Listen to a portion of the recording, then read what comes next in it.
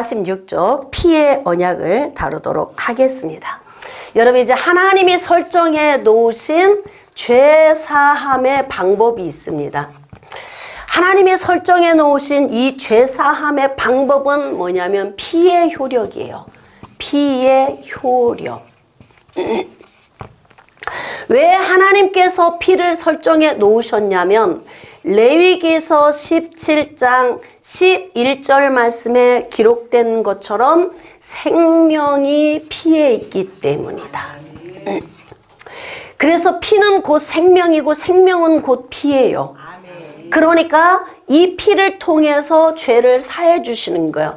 자, 그런데 중요한 것은 피가 아무 피나 다 적용되느냐, 이건 아니에요.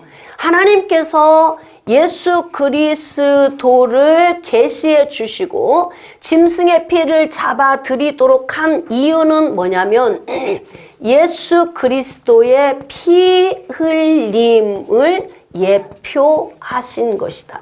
미리 바라보게 하는 거예요. 자, 그러니까 예를 들어서 짐승을 잡아서 드리는 것은 일회적인 건데 일회적인 것도 효력을 발생하려면 어떻게 해야 되냐면 예수 그리스도의 피 흘림을 바라볼 때 일회적인 효력이 발생되었다. 그러니까 궁극적으로 보면은 짐승의 피가 효력을 발생한 거예요. 앞으로 오셔서 피 흘리실 예수 그리스도를 바라봄의 은혜 안에서 효력이 발생이 된 건가요? 그러니까 예수 그리스도를 바라보지 않고 피를 일회적으로 흘렸다면 냄새나는 제사가 되는 거예요. 그래서 마당만 밟으니까 오지 말라, 하나님께서 이렇게 말씀을 하시는 것입니다. 자, 그래서 이제 예수 그리스도의 피 흘림의 그 효력이 우리에게 발생되는 것은 어떻게 하나님께서 역사를 하시냐면 예수 그리스도의 피 흘림은 영원성이다. 하나님이 설정해 놓으신 기본 틀이에요. 자, 이제 이런 기본 틀에 의하여서 누가 역사를 하냐면 성령의 역사가 이제 진행이 되는 거예요. 예수님이 가시면서 너희를 도울 보혜사, 또 다른 보혜사를 내가 너희에게 보내주겠다 그랬어요. 그래서 그 보혜사가 오셔서 이제 역사를 하시는데 성령의 역사는 자의적으로 일하지 않습니다. 어떻게 하냐면 성부 하나님이 계획하시고 성자 예수님을 통해서 구속사에게 투입하시면서 이 계획 안에서 성령이 움직이시는 거예요. 그러니까 성령이 움직이시는 것은 자의적으로 그때그때 그냥 알아서 하시는 것이 아니라 하나님의 철저한 계획과 하나님의 세우신 계획의 틀 안에서 영적 원리에 준한 역사를 나타내시는 거예요. 제가 여러분들에게 늘 말씀하시죠. 성령은 인격이시다. 왜 우리에게 그냥 알아서 충만하게 부어주시고 알아서 우리를 인도하셔서 범죄하는 길로 안 나가게, 내가 막 죄 짓는 길로 가면은 훅 들어서 유턴시키시고 또 어디 안 좋은 데 있으면 훅 들어다 집에다 갖다 놓으시고 왜 이렇게 안 하시고 성령은 우리 가운데 오셔서 왜 대기조로만 계시는가? 성령은 119 구급대와 똑같아요. 근데 119 구급대는 어떻게 하고 있어요? 평상시에 대기하고 있다가 어떻게 한다? 살려주세요! 이렇게 요청하면 달려가는 거예요. 성령이 하시는 일이 똑같아요. 왜? 보혜사이기 때문에 그래요. 자, 여러분, 보혜사는 어떤 의미가 있냐면 보혜사는 돕는 분, 상담자, 위로자. 그러니까 철저하게 우리를 돕는 거예요. 여러분 생각해 보세요. 돕는 분이 도움이 필요로 하지 않는데 돕나? 돕는 사람은 대기하고 있다가 어떻게 해요? 도움을 요청할 때 돕는 거예요. 그러니까 보혜사가 오셔서 우리 가운데 하시는 역할은 뭐냐면 우리가 위로가 필요할 때 하나님 저 위로해 주세요. 알았다. 나도 고난 받아봐서 알지. 나는 다 체휼해봐서 너희들의 고난을 돕는 자야. 그래서 위로해 주시는 거예요. 때로는 어떤 부분에서 문제가 풀리지 않아. 하나님, 이 문제를 어떻게 할까요? 그리고 상담을 요청하는 거예요. 그리고 하나님께 물어보면 생각나게 하시고 가르쳐 주신다. 돕는 거예요. 그러니까 119 대기조로 계시다가 우리가 도움을 요청할 때 하나님은 일하시는 것입니다. 자, 그러면서 이제 막 우리 이제 삶 속에서 도움이 필요할 때는 구해야 돼요. 하나님, 지금 제가요 막 숨을 못 쉬고 죽을 것 같아요. 충만했으면 좋겠어요. 그리고 또 요청을 해. 나에게 충만함을 부어주세요. 그때 충만해지는 거예요. 그러니까 아까 권사님이 이런 말씀을 하셨어요. 성령은 예수 믿는 사람은 그렇게 절대하게 안 하십니다. 세상으로 나가게 안 하십니다. 그러잖아요. 근데도 여러분 세상으로 나갔다 온 분 있지 않아 여기? 응? 예수님 혹시 몰라서 갔어요? 알면서도 그냥 인생이 힘들고 그냥 그런 개벼 긁고 나간 거예요? 어? 뭐예요? 나를 점검해 보셔봐. 그래 보질 않아서 모르겠어. 그냥 계속 열정의 불이 타오르셔가지고 모르겠어. 그러면 아시는 분이 있을 텐데 여기서 어때요? 예수님을 몰라서 안 믿어서 실족했던 거야? 시험 들었던 거야? 흔들렸던 거야? 아니면 때로는 좀 막 그냥 좀 주저앉아 있었던 거야? 그 이유가 뭐예요? 왜 그랬던 거예요? 응? 성령이 안 도와주셔서 그랬던 거예요. 왜 그런겨 도대체? 그러니까 내가 성령의 사람이면 내가 힘들 때면 성령이 알아서 막 다 이렇게 해주셔야 되는데 왜 그랬어? 그러니까 우리 권사님처럼 그래 본 적이 없어요라는 건 권사님의 성품과 기질이 그런 거예요. 성령이 도와주시기도 하셨지만 이분은 견고하고 강직한 거야. 어지간하면 변질도 안 되고 삐지지도 않고 어지간하면 후덜덜 아이 그냥 가 여보 그냥 이런 스타일이야. 그러니까 한쪽에서는 막 상처를 받든지 가는겨 우리는 그냥 맞죠 스타일이. 그러니까 뭐냐면 성령께서 도와주셔서도 도와주시지만 저분의 기질과 성격이 좋은 거예요. 그릇이 좋은 거야. 근데 되게 보면은 어떤 분은 성령이 안 도와주셔서 그런 게 아니라 늘 기질적으로 늘 자빠져서 가는 사람이 있어. 걸어가도 항상 이렇게 걸어가는 사람이 있어. 한쪽으로 이렇게. 이 한쪽으로 이렇게 걸어가니까 난 반드시 간다 그러는데 이렇게 가 이렇게. 그게 성령이 안 도와주셔서가 아니에요. 나라고 하는 존재 자체가 바르게 서 있어야 돼. 그러니까 저도 이야기하잖아요. 나는 어지간하면 인생 살다가 내가 버린 적은 없어요, 사람을. 내가 싫다고 막 내 쪽에서 끊은 적은 없어. 나 싫다고 가면 복 차고 간다. 이러고 나는 말어, 그냥. 그러니까 나도 그런 강직함이 있어요. 그냥 가면 가는 거야. 그냥 10년이고 15년이고 20년이고 가는 거예요. 근데 대부분 저쪽에서 나 싫어하고 가는 사람은 내가 붙잡지는 않아. 그러니까 그건 사람마다 각자 자기에게 주어진 그 강직성과 성품이거든요. 권사님이 말씀하신 건 성품이고 성령의 역사는 아니에요. 근데 그 성품 속에 늘 뜨거우니까 늘 충만했던 거예요. 내 기질이 주님을 늘 요청을 했던 거지. 그러니까 여기까지 온 거예요. 근데 만약에 내 기질이 주님을 요청을 안 했다. 그러면 이게 시들푸들 한다고. 네? 그러니까 결국 이 말은 요지는 뭐냐면 성령은 인격이시기 때문에 내가 요청할 때 일하신다. 네. 그러기 때문에 여러분 제가 이제 아까 말씀을 드릴 때 성령의 역사는 성부 하나님의 계획 안에서 성부 하나님이 결정해 놓으신 영적 원리를 쫓아 거기에 준한 역사를 나타내시는 분이 성령 하나님이세요. 자, 그러니까 예수 그리스도의 피 흘림은 히브리서 9장 12절 말씀에 염소와 송아지의 피로 아니하고 오직 자기 피, 즉 예수 그리스도 자신의 피로 영원한 속죄를 이루사. 영원한 속죄. 여러분 이게 기가 막힌 거 아니에요? 일시적 속죄이면요 들고 가다가 놔버렸다가 또 들었다가 놨다가 이런 거예요. 근데 영원한 속죄는 한 번 꺼냈어. 죄 안에서 구출했어요. 그럼 들고 가는데 야 너 진짜 오늘 취향 목사 너 마음에 안 든다 그런다고 하나님이 놓는 게 아니고 그래도 어떻게 내가 선택했으니까 쥐고 간다 그러고 가신단 말이에요. 응? 이게 영원성이라고요. 근데 만약에 이 영원성을 너무 강조하고 복음 안에 세우면 악용하는 사람이 생겨. 그래서 어떻게 하느냐?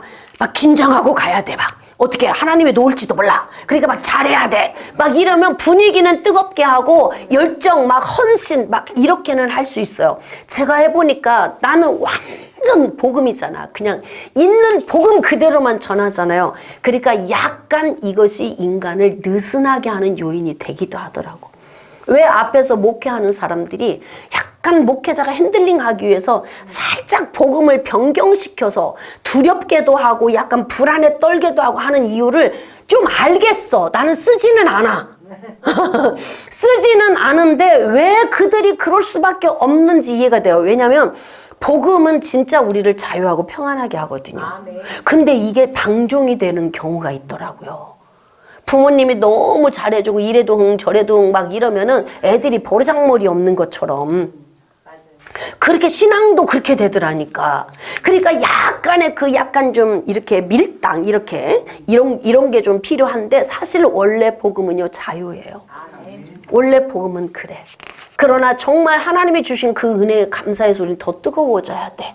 왜 하나님이 막 들었다 놓았다 그러면 막 우리 불안해서 살긴 하겠냐고요. 어떻게 아차하면 지옥 갈 거고 아차하면 천국 갈 거고 막 그러면 막 이게 뭔 인생에 뭔 손에 뭐 일인들 잡힐 거면 뭔들 되겠습니까? 그래가지고 맨날 종말론 주장하는 분들은 뭐냐면 막 예수님 곧 오신다 막 말세지 말이다 막 지금 그러니까 막 지금 일에 정신 팔릴 필요 없고 막 오직 예배 드려야 되고 막 여기만 막 초점 맞춰. 그러고 돌아가셨어. 그분들도 예수님 금방 온다고 해놓고 막 성도들 긴장시키고 재산 팔아서 헌금하게 하고 자식들도 신경 쓰지 마 미래 걱정하지 마 다 곧 오셔 그래놓고 당신은 돌아가신 지 30년 됐어 벌써.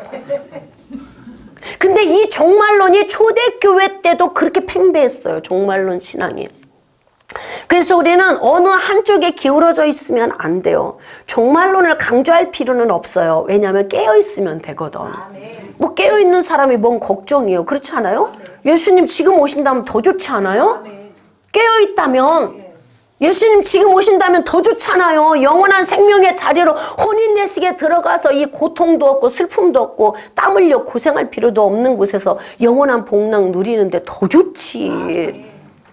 잠자는 사람에게 문제인 거죠. 그러니까 종말론에 막 빠져있으면 이게 교회가 한쪽으로 기울어져 위험해진다고요. 그래서 하나님의 성령은 성부 하나님의 계획의 기본 틀, 그 영적 원리를 쫓아 일하기 때문에 그 영적 원리를 알고 성령과 동행하는 법도 거기에 준해서 우리가 깨달아야 돼요. 제가 그래서 말씀드리잖아요. 가만히 있다가 충만받은 사람 하나도 없어요. 다 뭔가 막 죽고 살기로 막 원하고 막 만나주세요. 뭐 뭔가 있을 때 하나님이 오시지. 그렇지 않아요? 죽을 만큼 힘들 때 차라리 나를 죽이시든지 오시든지 뭐 알아서 하세요. 막 2판 4판입니다. 이런 사람한테 온다고. 성령님도요. 그러니까 뭐냐면 찾으라 그리하면 만나주시겠다. 네가 나를 사랑하면 내가 사랑 주겠다. 부르짖으면 응답하겠다. 그러니까 성령이 일하시는 방식은 뭐냐면 너 하는 거 봐서 너 하는 거 봐서 우리 권사님은 원래 뜨고 주님에 대한 열정의 불이 원래 안 식어. 그게 성품이고 기질이라고요. 그러니까 저 연세에도 지금도 만두를 빚어서 성도들을 다 먹여버리잖아 그냥. 세상에 어떻게 그렇게 해요. 그럴 수가 없어. 내가 귀찮은데 어떻게 그렇게 해. 근데 먹이고 싶은 거예요. 그건 열정이 있는 분이라서 그런 거라고. 그러니까 성령이 어떻게 우리 가운데서 역사하냐면 예수 그리스도의 피가 영원한 속죄를 이루시잖아. 그러니까 성령은 어떻게 역사를 하는 거예요? 영원성을 가지고 역사하는 거예요. 영원성. 그래서 어떻게? 아버지 하나님이 계획하셨어요. 여자의 후손을. 그리고 여자의 후손이 피를 흘렸는데 영원한 효력을 주기로 약속이 돼 있어요. 그러니까 성령님이 예수님 승천하시고 예수님이 우리에게 보내주신 보혜사가 오셔서 어떻게 하냐면 영원성으로 역사를 하시는 거예요. 그래서 성령이 우리 가운데 오시면 우리 안에 내주해 오셔서 어떻게 하냐면 그래서 그 영원성의 의미를 한마디로 이렇게 한 거예요. 인을 치셨다 그래요. 성령의 인을 치시고 너희가 구원받은 사람인 걸 보증하는 것으로 성령으로 인을 쳐주신 것이다. 그러니까 우리 그러니까 이렇게 기쁘고 평안한 거예요. 진리를 알지니 진리가 너희를 자유케 하리라. 왜 자유로운 거요? 내 안에 오신 하나님이 변질되지 않고 회전하는 그림자도 없으시고 거짓도 없으시기 때문에, 그래서 우리가 나 자유 얻었네. 근데 언제 또 놓을지 몰라. 그럼 이 찬양 부를 수 있겠어요? 나 자유 얻었네. 그런데 두렵네. 언제 놓을지 몰라서 두려워. 이럴 거야. 막 나 자유 얻었네, 너 자유 얻었네, 우리 자유 얻었네. 이건 뭐예요? 영원성. 아멘. 믿어지십니까? 아멘. 그 성령이 우리 안에 오셔서 주인으로, 나의 주인으로 와 계신 거예요. 그래서 성령의 역사는 이렇게 우리 가운데 오셔서 우리가 초청을 할 때 도우신다 이 말입니다. 자, 이렇게 생명이 피에 있으므로 피가 이제 속죄를 하시는 거예요. 여러분, 이제 여자의 후손에서부터 성경이 해석이 되어야, 그래야만이 예수가 보여져요. 구약에서 예수님이라고 하는 단어가 없으니까 어떤 분들은 아무리 읽어도 예수님이 안 보인다고 그래요. 근데 세상에 범죄한 인간에게 가장 먼저 하나님이 계시해 주신 분이 바로 누구냐면 여자의 후손. 자, 아까 복습 한번 해볼까요? 1강 때 했는데, 여자의 후손이라는 의미 속에 들어있는 영적인 의미는 무엇인가?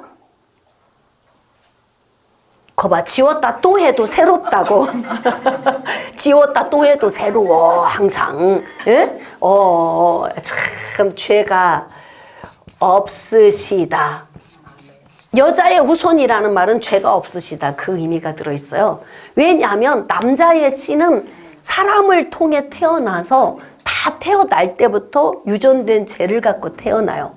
근데 창세기 3장 15절에서부터 범죄한 인간에게 선물로 주시겠다고 약속된 분은 뭐냐면 죄와 무관한, 즉 하나님 품속에 있는 독생하신 여자의 후손 예수 그리스도.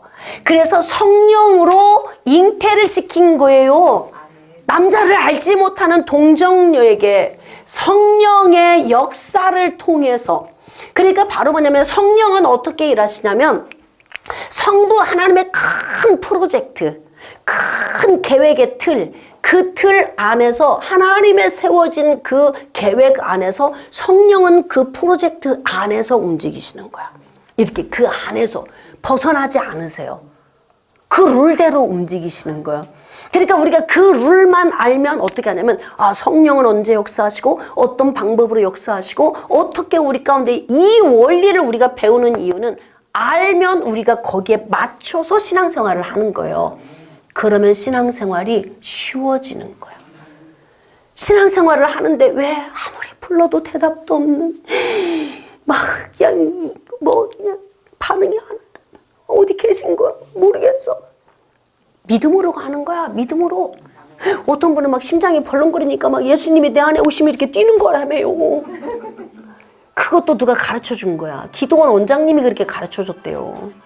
그랬더니 이 사람은 어둠에 붙들려 가지고 심장이 어둠에 붙들려 가지고 계속 이렇게 눌려 가지고 이렇게 막 그 두려움에 떨리는데, 이때마다 뭐냐면 예수님이 내 안에 오셔서 뛰는 거라며요. 이렇게. 그러니까 이게 지식이 들어가면 그 지식이 나를 그때부터 이끌어가기 시작해요. 내 백성이 지식이 없으므로 망하는도다. 그러니까 하나님을 아는 지식에서 자라가는 것이 굉장히 중요합니다. 그래서 우리는 이런 영적 원리를 통해서 영적 용사가 되어지는 거예요. 이제 예수님은 여자의 후손으로서, 아이고 끄라고 했잖아요. 참. 네네. 010은 때와 장소를 가리지 않습니다. 네, 괜찮습니다. 그래서 이제 피의 제사를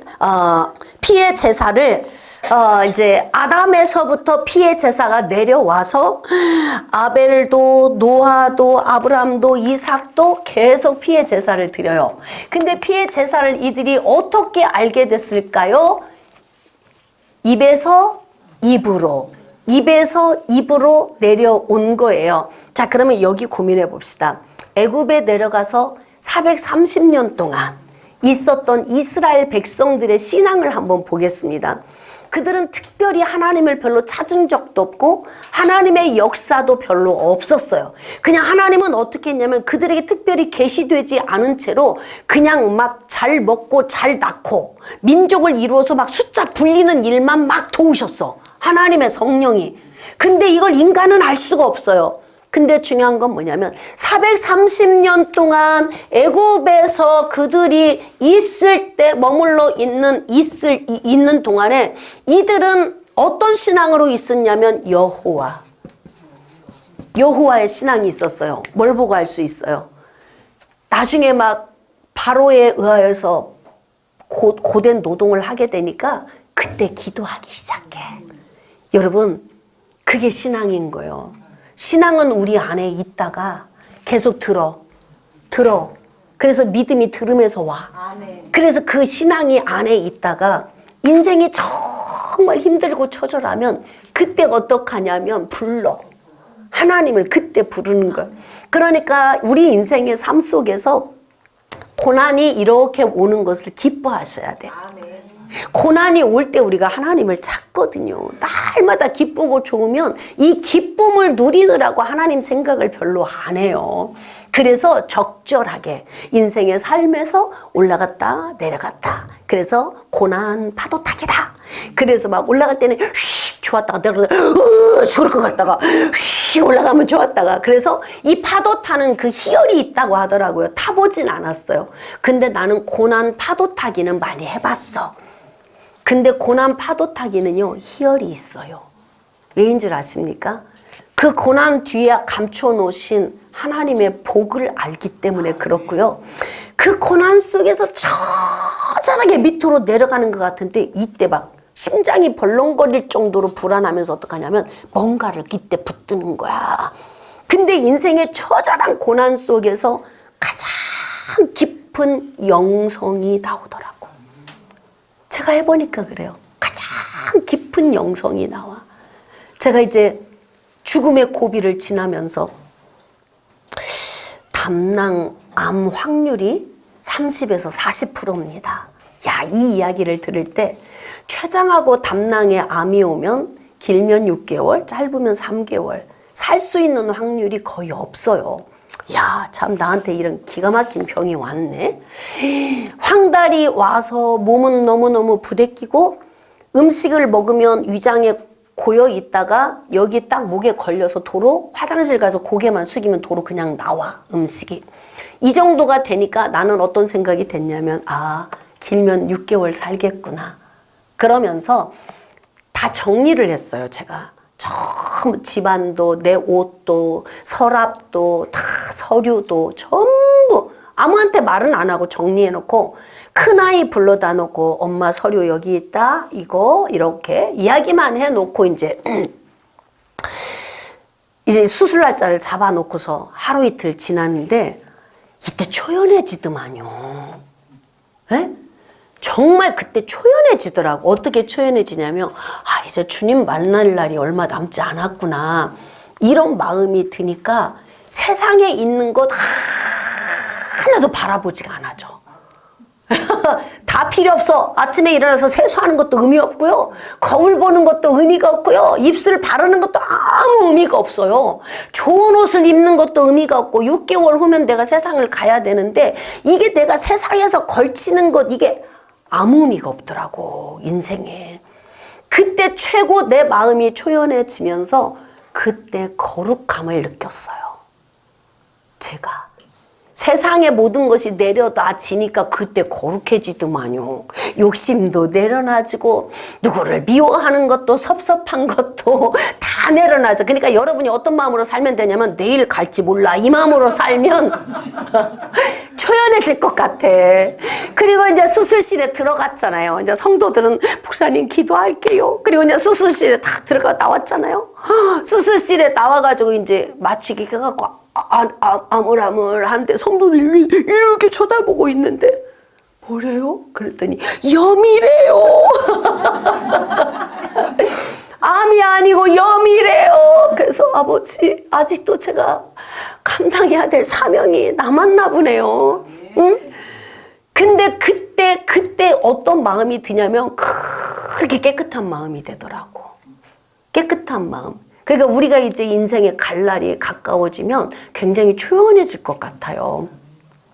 그러니까 여러분, 우리가 이제 인생의 삶을 이렇게 사는 동안 하나님의 성령의 은혜 안에, 예수 그리스도의 그 은혜 안에 우리가 살면서 고난이 힘겨울 때는 그 고난을 좀 누리세요. 아플 때는 아프다고 얘기하고 주님께 이 아픔 가지고 나가세요. 그러면 성령께서 우리를 위로해 주시고 만지시고, 심지어는 어느 정도로 하나님이 우리를 사랑하시냐면, 제가 지난 기수 때도 얘기했는데, 처음에 이제 결혼하고 14년 만에 큰아이를 이제 낳았잖아요. 근데 이제 큰아이를 품에 안았는데, 아이들이 되게 이제 한 6개월 정도 지나면 3살 될 때까지 감기를 많이 앓아. 자주 애기들이 열이 오르고 아프잖아요. 그 맨날 해열제 달고 살고 이렇다고. 애가 열이 쫄쫄 끌어오르는데, 이제 벗겨놓고 막 물찜질 해주고 이러는데도 밤새 열이 안 떨어지니까 얼마나 마음이 안타까워요. 그래서 제가 이제 애 목을 끌어안고서 내가 아팠으면 좋겠다. 이게 다 부모 마음이잖아요. 내가 아팠으면 좋겠다. 근데 내 뒤에서 하나님이 말씀을 주시는 거야. 나는 네가 밤새 잠 못 자고 고생하는 네가 안타깝다. 하나님이 이렇게 다 보고 계신다고. 우리를. 그러니까 우리가 아프고 힘들 때는 어떻게 하냐면 아프다고 얘기하세요. 힘들다고 말씀하시고 너무나 고통스럽다고 이야기하시고, 그러면 하나님께서 우리를 위로하시고 만져주세요. 다 보고 계시니까. 이렇게 예수 그리스도의 그 피의 능력을 이스라엘 백성들은 부모 때에서 자녀의 세대로, 그 자녀들이 또 그 자녀들의 세대로, 그렇게 예수님 오시는 그 순간까지 그들은 입에서 입으로 피의 제사를 전수해 왔어요. 그러니까 우리도 어떻게 해야 되냐면 우리의 신앙을 그렇게 전수해야 돼. 여러분, 성경을 직접 읽지 않아도 여러분들이 여기 와서 예를 들어서 훈련받는 이 훈련만으로도요, 예수님이 믿어지고 구원받고 성령이 어떤 분인지 하나님이 어떤 분인지 지식으로 알아지면 신앙생활 잘할 수 있어요. 근데 거기다가 우리는 성경까지 읽을 수 있도록 막 한 권씩 두 권씩 다 가지고 있잖아. 얼마나 우리는 지금 좋은 시대를 살고 있어요. 이렇게 신앙은 입에서 입으로 구전되면서 예수님의 피의 제사가 전수됐어요. 자, 그러면서 이스라엘 백성들이 430년 동안 특별히 하나님이 그들에게 계시한 적이 없음에도 불구하고 하나님은 그들에게 보이지 않게 그들 가운데서 계획을 진행시키고 계셨던 거야. 하나님의 큰 프로젝트가 있어요. 하나님의 이 계획은 뭐냐면, 하나님의 형상대로 지음받은 사람이 타락을 해서 죄인이 되었잖아요. 그러니까 이 죄인을 구출해야 하는 구출 작전을 갖고 계신 거예요. 이게 하나님의 큰 계획이에요. 하나님이 민족 가운데, 나라 가운데 전체적으로 하나님이 통치하고 다스리면서 전 세계를 하나님이 움직이고 계시잖아요. 근데 그 기둥은 뭔 줄 아세요? 구출 작전이에요. 그래서 이 복음이 모든 민족에게 전파되면 그때에야 끝이 오리라. 모든 땅에, 모든 족속에 복음이 전파될 때 그때 끝이 오리라. 그게 구출 작전 끝이에요. 구출 작전 끝나면 예수님 오신다고요. 끝나는 거예요. 그러니까 우리가 지금 살고 있는 이 땅 전체 지구상에 있는 모든 역사는 하나님의 손에 의해서 지금 움직여지고 있는 거예요. 주인공은 예수 그리스도예요. 그분 통해서 구출하기 위한 거예요. 마지막 한 사람 구원받는 그 순간까지 하나님은 이 계획을 진행해 가실 거예요. 그래서 이렇게 이스라엘 백성들 가운데서 그들에게 특별히 계시되지 않았지만 많은 백성들이 번성하도록, 어쩌면 그렇게 막 이스라엘 여인들은 애굽에서 사는 동안에요, 맨날 노예로 살고 그러는데도 그냥 잠만 자면 아기가 생기고요, 힘만 주면 순풍순풍 나버리네. 근데 그게 보이지 않게 하나님이 그들 가운데 번성하게 하는 복을 주셨기 때문에 그래요. 그래서 이제 하나님의 계획이 그렇게 이제 이루어지고 있는 거예요. 자, 이제 49쪽. 예수 그리스도의 공로. 우리가 이제 예수 그리스도의 그 공로에 대해서 늘 기도도 많이 하잖아요. 여러분, 우리가 하나님께 나아가는 방법이 뭐예요? 이제 하나님께 나아가는 방법은 예수 그리스도의 피의 효력을 우리가 어떻게 하냐면 적용을 하는 거예요. 피의 효력, 예수 그리스도의 피의 효력. 자, 예수 그리스도의 피의 효력은 어떡하다? 영원하다 그랬죠. 영원함. 나의 개인으로 보면, 나의 개인으로 보면은 예수 그리스도의 피의 효력이 언제부터? 창세 전에서부터 이미 나를 어떻게 하였다? 예정하셨다. 미리 정하셨다 그래. 그리고 난 다음에 예수 그리스도의 재림 때까지 우리는 완전한 부활의 은혜로 완전 구원의 자리로 나가요. 나 개인 한 사람도 창세 전부터 예수님 재림할 때까지 하나님의 계획 안에서 움직여지고 있는 거고, 그 다음에 인류사를 보더라도 하나님께서 전체적으로 창세 전에서부터 예수 그리스도 재림에서 오는 그때까지 모든 민족에게 복음이 전파되도록 예수 그리스도의 피의 효력이 적용되도록. 그럼 예수 그리스도의 피의 효력은 예수님이 피를 뭐 1000번 흘렸나요? 10,000번 흘린 거예요? 효력이라는 말이 왜 필요한 거예요? 한 번 흘렸기 때문에 효력이 필요한 거예요. 주사를 한 대 맞았는데 평생 간염에서 해방돼. 이거는 그 간염 주사의 효력인 거예요. 한 번 맞았는데 효력이 없다면 매번 맞아야 되는 거야. 죽을 때까지. 근데 한 번 맞았는데 효력이 되는 거죠. 예수 그리스도는 나를 위해서 언제? 2000여 년 전에 이때 한 번 피를 흘렸어요. 근데 중요한 건 뭐냐면 앞으로 피 흘리실 예수님을 바라봐. 그러면 적용이 되네. 피가 이렇게. 참 너무 신기하지 않아요? 응? 짐승의 피를 흘리면서 여자의 후손의 피를 바라봐. 믿음으로. 그러면은 나에게 피가 적용이 돼. 내가 바라보면 예수님의 피가 적용이 되고 바라보면 피가 적용이 돼. 자, 그래서 구약의 성도들은 율법의 의로 구원받았습니다. 아이고, 안 넘어가네. 이 조는 분이 한 분도 안 계신 거예요. 정말 이 훈련생, 29기 훈련생은 탁월합니다.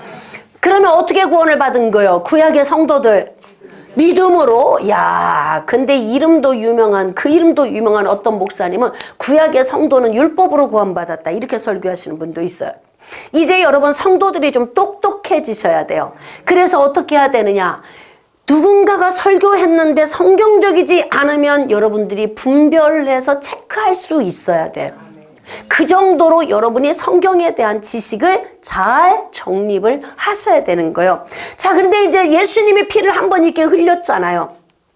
여기서 피를 흘렸는데 우리는 그 피를 이미 흘려버렸네? 다 말라서 없어져 버렸어요. 골고다 언덕에 피 흔적도 없거든요, 지금. 그럼 어떻게 된 거야, 우리는?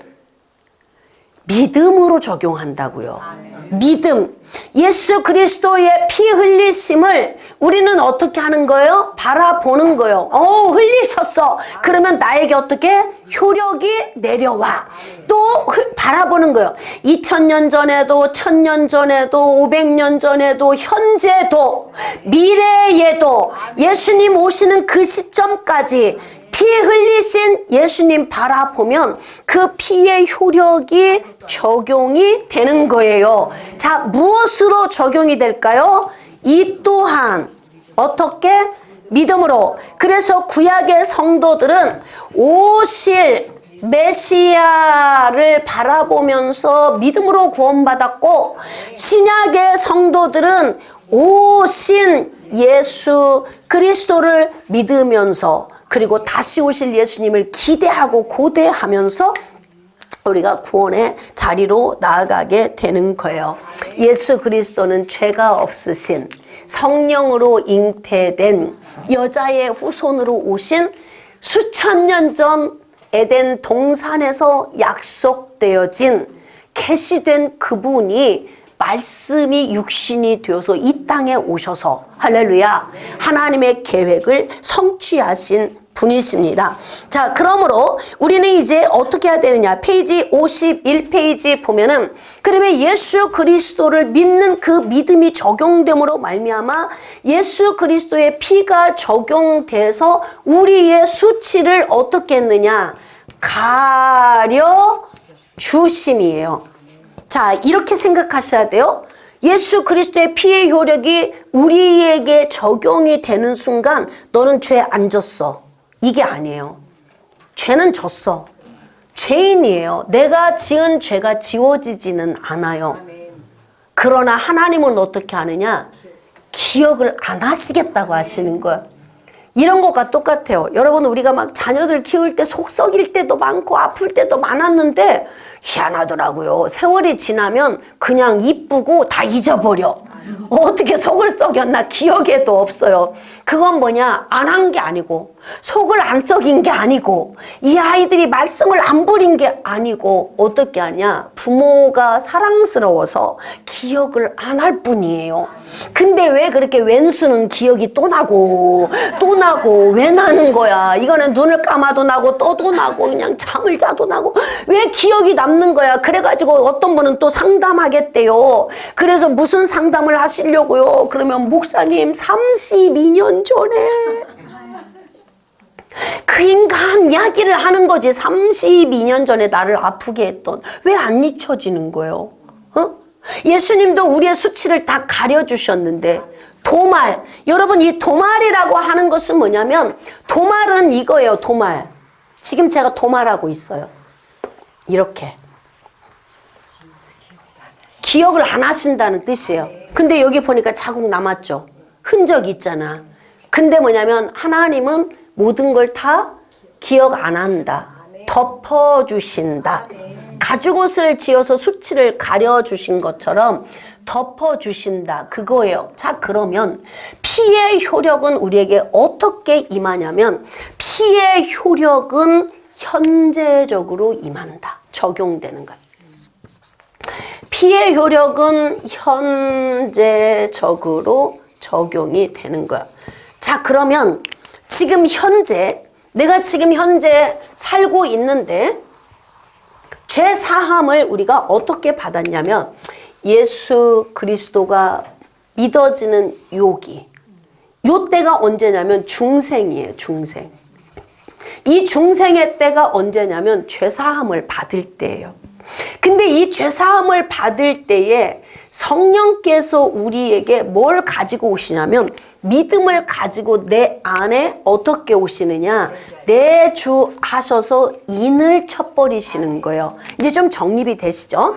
자, 그러면 이제 이런 상태인데 내가 중생을 받는 이 순간 예수 그리스도의 죽으심과 예수 그리스도의 부활하심이 믿어지는 사건이 믿음이에요.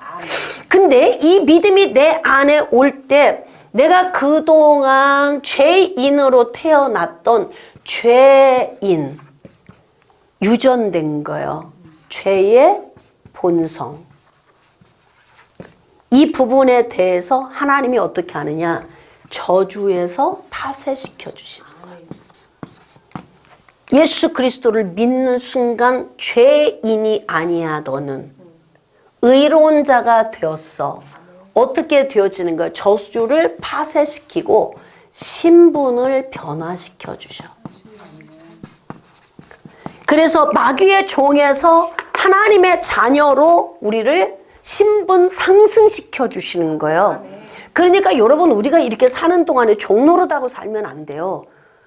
정말 주인이잖아요. 주인은 이 뽀대가 나잖아. 좀 잘 멋있게 좀 앉아보셔봐. 좀.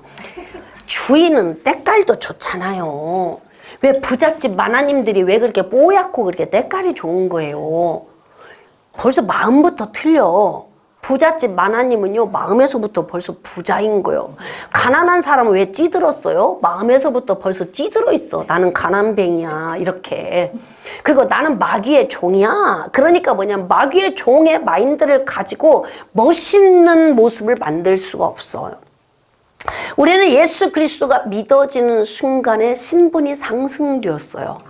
그러면서 어떻게 됐냐면 우리는 이때 믿음으로 말미암아 구원을 받는 순간에 입적되어졌어요. 호적에 올라갔어요.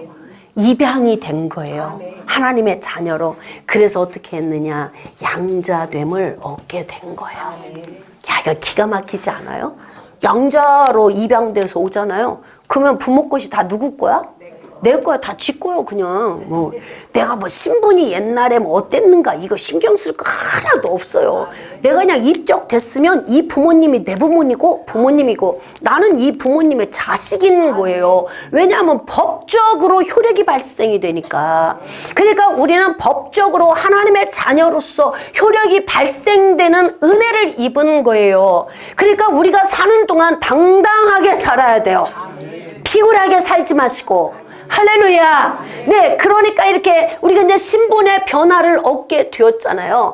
죄인이 아니고 우리는 어떻게 되었느냐? 의롭다함을 얻은 의인으로의 신분이 바뀐 거예요. 자, 그러면서 우리가 이제 그 죄인된 여기에서 이제 파쇄돼서 여기에서 어떻게 하느냐? 이게 저주가 끊어지면서 이제 나는 죄인이 아니라 의로운 자가 된 거예요. 그러면서 이제 죄의 본성에서 나와서 범죄했던 이 죄의 요인이 있잖아요. 이걸 뭐라고 해요? 자범죄. 야, 공부 열심히 한 사람은 수도 없이 지긋지긋하게 들었을 텐데도 그렇게 신나게 듣는 이유는 뭐예요? 재밌어. 재밌다잖아. 그렇게 듣고 또 들어도 재밌대. 벌써 10년을 들었는데, 목사님한테 와가지고 10년을 들었는데도 재밌대. 다 알고 있잖아. 대답 다 하고 있잖아요. 내가 뭔 얘기 할 것도 알아. 다 외워가지고. 그래도 재밌다고 맨 앞자리에 앉아갖고 저렇게 신이 나가지고. 그러니까 이제 자범죄를 다 이때 이제 예수 그리스도의 피의 효력이 나를 씻어 주시면서 정결케 하셨어요. 자, 근데 이제 중요한 건 뭐냐면 나는 죄인으로서 이제 의인으로 내가 이제 신분이 변화가 되었는데 여전히 나는 어떻다?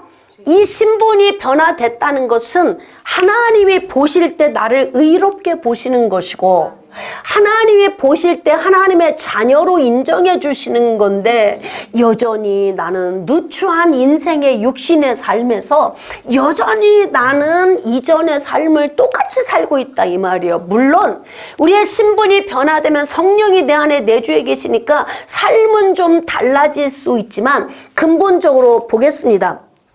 시궁창에 있는 그 이제 더러운 것들을 조금 덜어냈어요. 거기서 냄새가 향기가 날까요?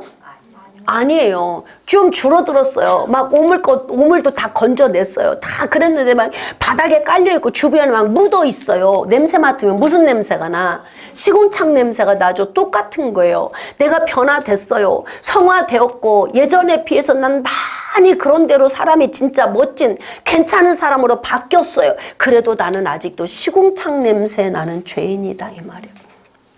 그러니까 하나님 편에서 나를 의롭다고 인정해 주는 거예요. 자, 이렇게 보시면 돼요. 내가 더러운 죄인이잖아요. 더러운 죄인이에요. 근데 하나님께서 예수 그리스도의 피로 나를 싹 덮어 놓으시고 뭐라고 하냐면 벌써 아이고 내 새끼 이쁘다 이렇게 보는 거예요. 근데 내가 나를 볼 때는 아직도 시궁창 냄새 나는 내 존재예요. 이게 관점의 차이예요. 하나님이 나를 보실 때 깨끗하게 보시는 걸 뭐라고 하느냐? 칭의다 그래요. 신분의 변화. 의인이 돼요. 이거는 뭐냐면 의롭다고 인정을 해주시는 거예요. 근데 우리의 고민은 뭐예요? 나는 아직도 범죄하는 삶을 살고 있다. 내 안에도 아직은 미움이 있고 시기와 질투가 있고 교만이 있고 때로는 거짓됨도 있고 다 진짜 우리 안에 깊이 들어가 보면 내가 나를 볼 때 매력이 있어요? 없어요. 매력 없어. 내가 나를 볼 때 내가 싫어. 난 내가 나를 볼 때 너무 싫을 때가 많아요. 여러분은 어때요? 그래도 얼굴 표정 보니까 저보다 훨 나으신 것 같아. 나는 이 정도면 괜찮아요. 이런 표정이야, 여러분은. 근데 제가 저를 볼 때 진짜 싫을 때가 많거든요. 왜 하나님이 나를 의롭다고 인정해 주고 계시지만 아직 아직도 나는 시궁창, 즉 육신을 입고 있고 아직도 내 안에는 죄의 본성이 있어서 아직도 많은 것이 덜어져서 오물덩어리도 치워지고 걸러지기도 하고 많이 그랬지만 아직도 나에게 담겨있는 냄새나는 것들이 나를 아직도 더럽게 하고 있다. 이것이 우리를 딜레마에 빠지게 하는 요인이에요. 근데 중요한 건 뭐냐면 우리는 이제 믿음으로 가는 거예요. 의롭다고 인정을 해주셨으니까 이렇게 우리는 어떻게 가냐면 예수 그리스도의 이 피의 효력이 우리에게 어떻게 임하냐면 현재적으로 임하는 거예요. 내가 이렇게 죄인으로 태어나 살고 있지만 나는 지금 의로운 자로 인정받고 있는 걸음을 걷고 있는 거예요. 이게 효력이 어떻게 된다고요? 영원하다는 거예요. 이때 중생할 때 하나님이 신분을 변화시켜 놓고 부모님들도 그러잖아요. 마음에 안 들으면 내가 너 호적에서 파내버릴 거야? 그리고 호적에서 파냈다고 생각해 보세요. 그래도 남남이에요? 피가 흐르잖아. 호적에서 파갔을 뿐이지 내 자식이고 내 부모잖아요. 어떻게 피를 그걸 끊을 거요? 뭐 피를 전부 다 속에 있는 피를 바꾼다고 남이 되겠습니까? 그럴 수 없어요. 그러는 것처럼 하나님이 설정해 놓은 건 영원성. 의롭다고 인정해 주셨으면 이때부터는 이제 하나님 거예요. 우리는 하나님의 소유예요. 그러면서 우리는 가는데 아직도 자범죄가 내 안에 이전보다는 약해졌지만 이전보다는 훨 나아졌지만 아직도 냄새나는 그릇으로 우리는 머물러 있잖아요. 근데 중요한 건 뭐냐? 매일같이 예수 그리스도의 피를 적용하며 자 우리 있잖아요. 죄에서 자유를 얻게 함은 이거를 우리가 지금 30년 불렀잖아. 예를 들어서 이 찬양이 지금 필요가 없어졌다면 그렇다면 내가 죄를 안 짓는다면 그 찬양을 부를 필요가 없어요. 그 찬양을 지금 부르면서 지금 적용하는 거예요. 어제 회개한 건 어제 부르면서 적용했고 오늘 부르는 건 오늘 적용하는 것이고 내일 부르는 건 내일 적용하는 거예요. 그래서 죄에서 자유를 얻게 함은 보혈의 능력 주의 보혈 그러면서 어떻게 하냐면 지금 예수님의 피를 적용하면서 그 피의 효력을 나에게 적용하고 발생시키면서 오늘도 회개하는 마음으로 찬양을 하는 거예요. 그러니까 보혈 찬양은 늘 뜨거워. 여러분 만약에 지금 내가 죄를 안 짓는 자가 되었다면 보혈 찬양이 뜨거울 수 있는가? 고민도 안 해봤잖아요 그거.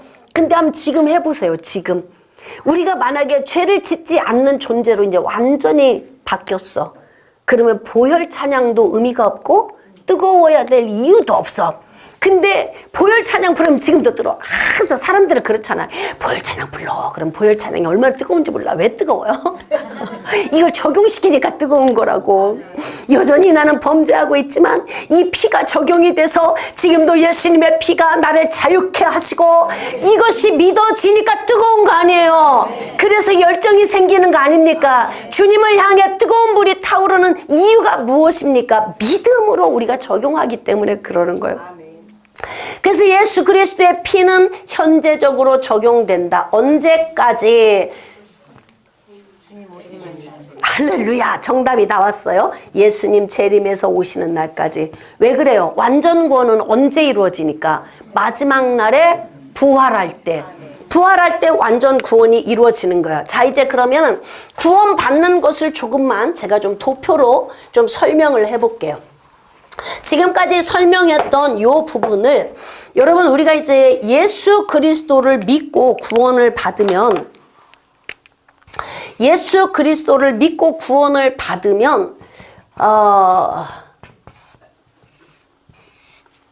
우리가 이제 이 정화되어지는 단계가 있어요. 예수 그리스도를 믿고 구원을 받은 사람들이 어떻게 정화가 되어지냐면 여러분 이제 영 안에 하나님의 성령이 내주하시면서 어떻게 되냐면 깃발을 딱 꽂고 계시는 거예요. 넌 내 거야. 승리의 깃발을 딱 꽂고 계세요. 누가 뽑을 수 있어요? 없어요?